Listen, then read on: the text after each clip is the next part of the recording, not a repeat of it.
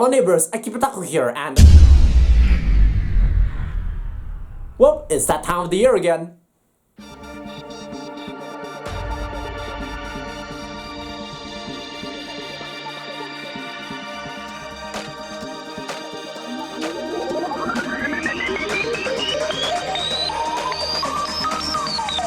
Danganronpa.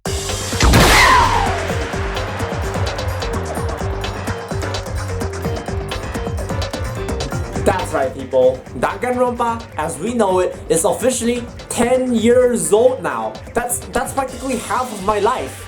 Now, I'm not sure should I be hopeful for the fact that I have managed to last this long, or despairing over the fact that I have wasted 10 years of my life on this franchise. I remember back at 2015 when I first watched Danganronpa the animation and I fell in love with it, to the point I even had a Danganronpa phase. I watched all the anime, I played all the games, I had a great time with it, and many other people do. But the thing is, even after 10 years later, I still have a big love for the franchise, and many other people do as well. In fact, in 2020 alone, it somehow grew a resurgence in popularity, even surpassing 2013. So that begs the question. What made Danganronpa a timeless masterpiece? What caused many people to come back to it even after 10 years later? Well, let's take a look.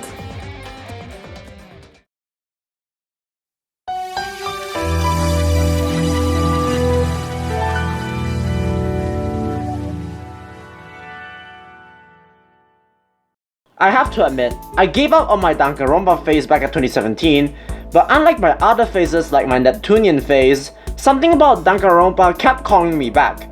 Because like the old saying goes, even when I'm done with Danganronpa is never done with me. I was cleaning up my PS Vita collection and I saw my copy of Ultra Despair Girls. And when I held up that copy, many memories came rushing back at me, and because of that, I decided to rewatch the entire anime series from 1 to 3. And yes, I watched the anime series first before playing the game, and I liked it.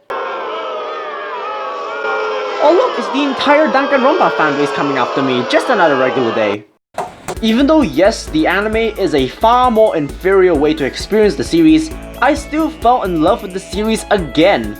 Something in between the hope and despair caused me to connect with everyone, everything and every turn. And I'm not alone.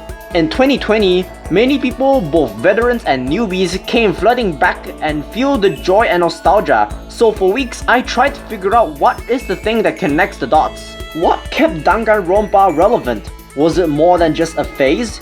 Is this just nostalgia? Was the story so special? But then it hit me. How can a franchise keep moving forward if there is no fandom to push it?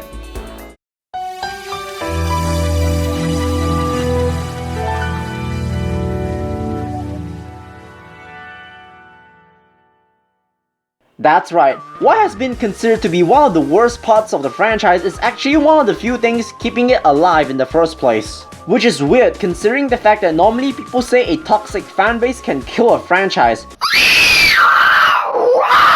But in Danganronpa's case, it is the exact opposite. So let me testify.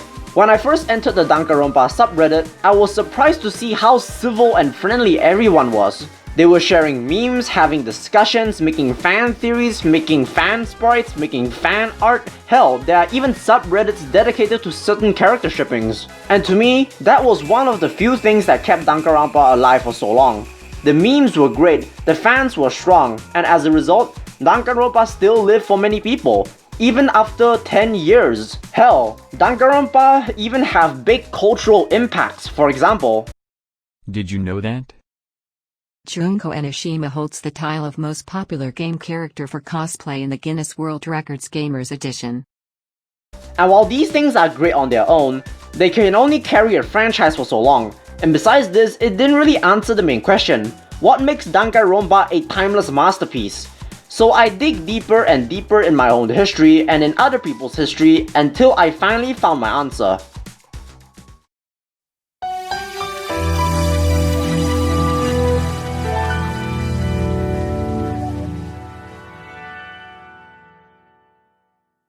Okay, as cliche as it sounds, while the story and gameplay had a big driving force, the real thing that kept the whole thing alive was the characters. Who saw saw that one coming? The first thing we must address is the actual art style. As a fellow artist, I know how difficult it is to develop an art style that will help you distinguish yourself from the crowd. So this most definitely helps the fact that the art created by Ryuko Matuzaki was so iconic to the point that no matter how many times it has been replicated, people still saw it as uniquely Danganronpa. And that is just one part of it.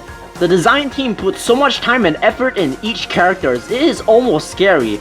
Literally. That's Monokuma? Each of the characters was designed in a way that you can tell that they have their own traits and characteristics just by looking at them. Even when you take two characters who have a vaguely similar shape and blacken it out, you can still tell who is who. This is reinforced by the fact that the beta designs of the characters have gone through so many changes, especially with characters like Sakura who have gone through the most changes. And the characters are not the only ones doing the work of creating a unique art style. The actual art design took heavy influence from pop art in order to balance out the gruesome factor of Danganronpa. The developers called this style psychopop, and it works. The art style is further reinforced by a visual technique that barely no one has used at all, called 2.5D. It blends 2D and 3D together and it creates some awesome imagery. Combining that with psychopops, then we have something that is truly state of the art. And the most shocking part is that all of these almost never existed.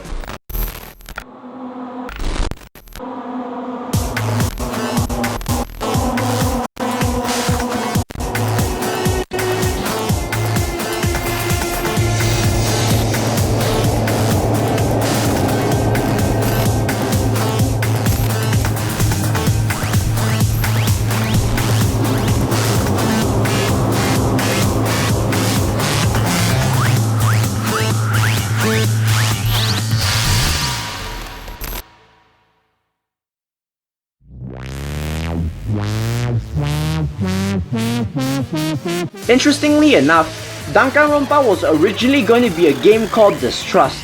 It has a more gritty art style, the executions were more realistic and cruel, and the characters were in their beta designs, and the game is just a straight up visual novel. This does not stand out whatsoever, it just blends in with the other horror games. This is one of the many factors that has caused Danganronpa to become a timeless masterpiece. The art style was carefully created alongside with its unique form of gameplay. But of course, art style alone cannot carry an entire franchise. Although that's debatable. What we also need are characters. Sure, some people may like Danganronpa for its art style, some may like it for its lore and themes, and some may even like it for its gameplay, but I say, actually wait a minute. Did anybody like the Danganronpa franchise just because of the gameplay? I mean, sure, the gameplay is pretty good and all, but when I think of Danganronpa, I don't really think of the gameplay. I much think of butter and Tetris blocks. What we need are the characters of the characters. First of all, I want to get this out of the way. All of the characters in the Danganronpa franchise are stereotypes. We have the weirdo, Freckles, the hotshot, the asshole. Everybody is a stereotype. But Danganronpa actually takes the stereotypes and actually gives it depth. What a novel concept! Within the game, even though everybody is a stereotype, they are all given backstories and qualities that not only explains their stereotypical role, but it can also make or break your love for them. Danganronpa writer Kazutaka Kodaka has stated that he wanted to write every character in a way that they can have their own stories and possibly adventures, and he succeeds in it. Every character is so quirky and fun. Hell, Kyoko Kirigiri's story has people so fascinated with, she even has her own light novel series now. As all queens deserve.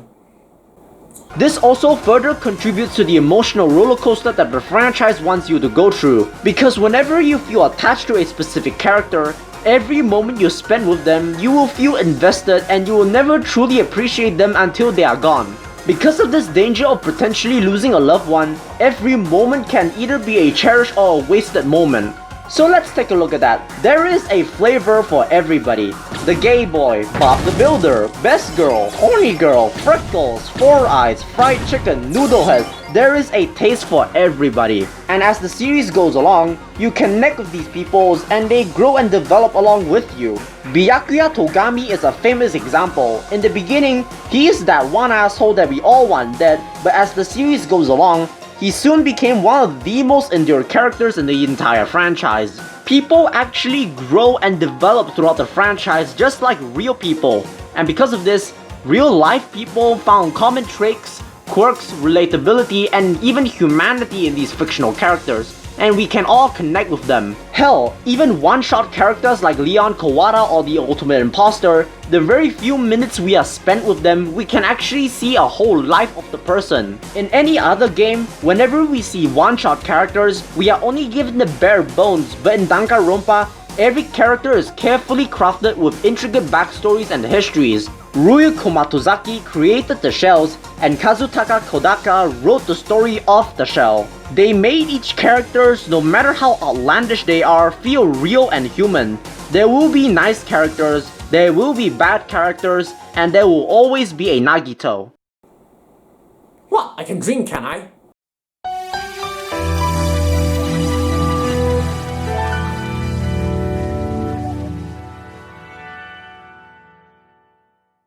Obviously, we also need to talk about the actual premise of Danganronpa. For its very core, it is about the battle between hope and despair. Simple enough, everything go normal. Bad guy come out, good guy kick bad guy, and the end, right? But no, that's not what made Danganronpa timeless, because that's not very realistic. Danganronpa's plot is crafted in a way that it asks the question, can we live in a world where despair does not exist and only filled with hope? This question directly reflects on how human history works. In every hour, there are wars, corruption, political unrest, things that we call despair, and we do not like it. But the thing is a world free from despair worth living in? The only reason we strive and have desires to do good and better is because we felt the despair with all of its pain and suffering. So we were motivated to conquer that despair.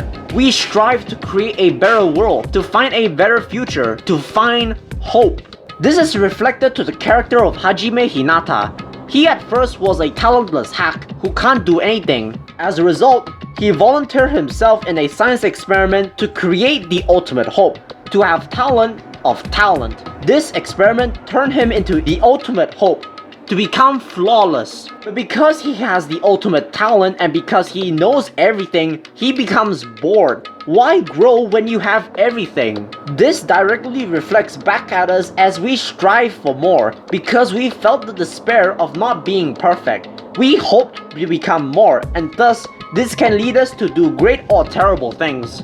This also reflects on the character of Junko Enoshima, the main villain of the entire series. She possesses high analytical talent, which allows her to predict the outcome of things, which often comes true. But because of this, she too was bored because she now has the ability to practically know what's gonna happen, so what's the point of living? But soon, she discovered the one thing to be fascinating, and that is despair. People often forget that things like morals were not good because it is good from the beginning. We think morals are good because we were told it was good. There was never a man in the sky who wrote the rules of morals. Nature was formed for the survival of the fittest, and that is when the concept of despair comes in. Junko found despair fascinating because unlike other emotions, despair spreads like a disease. The moment we humans are freed from the chains of morals, we will just become animals. As a result, we become selfish, bloodthirsty, greedy, and filled with despair. Junko Enoshima carefully orchestrated this by spreading despair like a disease to trigger the biggest tragedy in human history.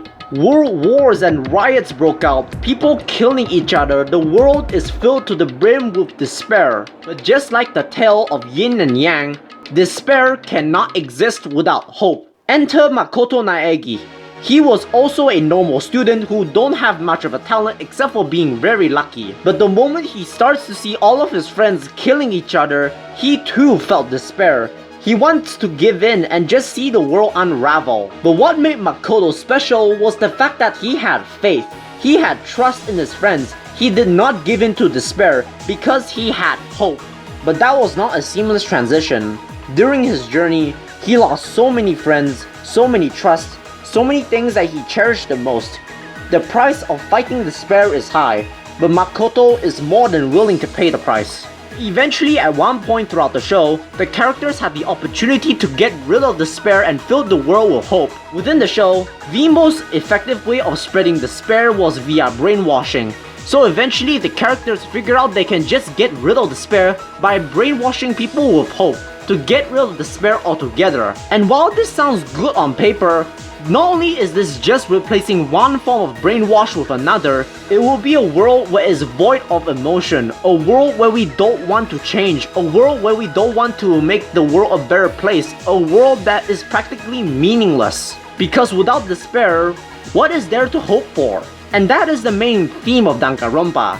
When despair comes and spreads, hope will come and counter it. But if despair is non-existent, then hope is meaningless. After all, if there is no despair that makes us feel weak, what is there to hope for?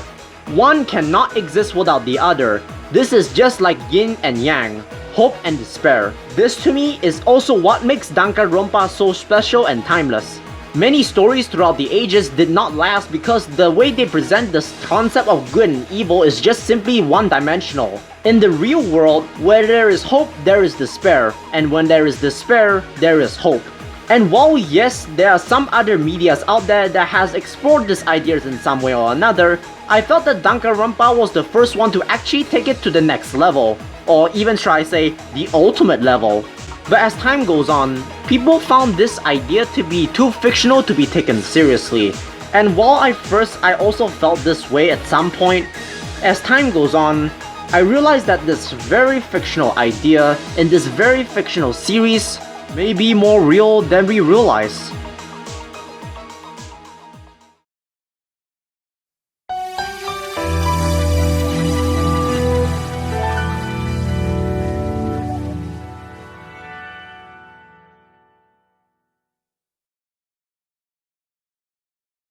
Danganronpa was released on November 25th, 2010. 10 years later, it became the year of 2020. And to many people, 2020 is a painful reminder of what despair truly tastes like. The breakout of wars, political unrest, natural disasters, unnatural disasters, unemployment rate skyrocketed, suicide rate goes up, people are losing their lives, people losing to despair.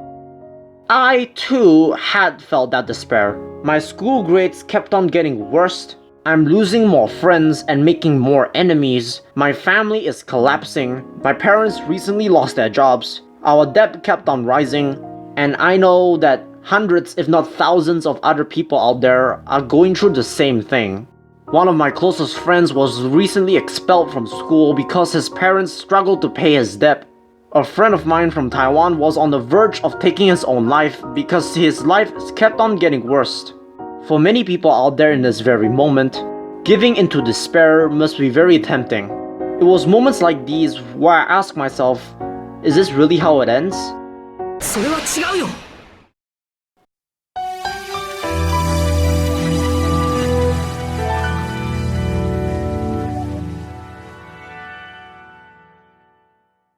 It was no coincidence that Danganronpa's popularity exploded in 2020. We are practically experiencing what despair feels like firsthand. But as we were about to give in, I suddenly had deja vu and recalled to myself, haven't I felt the same way before when I watched Danganronpa? That's right. The joy of connecting with all these characters, the fascination I had with the story, the despair I felt when I lost those characters that I fell in love with. I remember everything, but despair was not the only thing I felt when I watched Danganronpa. Whenever despair comes and swallows us, hope must come and counter that despair, but the problem is that superheroes are never born. Hope can't just come out of nowhere. Makoto Naegi understood this perfectly. He became hope when everybody else fell into despair. He understood that hope can't just come out of nowhere and save us all in the nick of time. He needs to create that hope and make sure everybody else knows this. This is exactly what we need at this very moment. Despair is spreading in 2020 like a virus. People are losing hope and we must rise and create that hope for people to counter the very despair that knocks on our door. This was the message of Danganronpa. When despair comes and takes us, we counter it with our hope, but we will not seek hope when we don't know what despair tastes like. This is why Danganronpa is a timeless masterpiece. It reflects on an internal philosophy that will be relevant for all generations. Hell, I would even dare to say that Danganronpa is the ultimate timeless masterpiece. If you're watching this, then I assume that you have survived 2020. And seeing that 2020 is full of nothing but despair, I want to congratulate you for holding on to hope for so long. And because you clicked on this very specific video, I can only assume that you found hope in Danganronpa in some way or another. And for that, I want to thank you. Because every time you find hope in Danganronpa, even after 10 years later, you have helped further cement the fact that Danganronpa is not just any type of timeless masterpiece, but the ultimate timeless masterpiece. So my friends, I propose a toast. Here's to the 10 years of Danganronpa, with the good, along with the bad, and here's to another 10 more years for the future.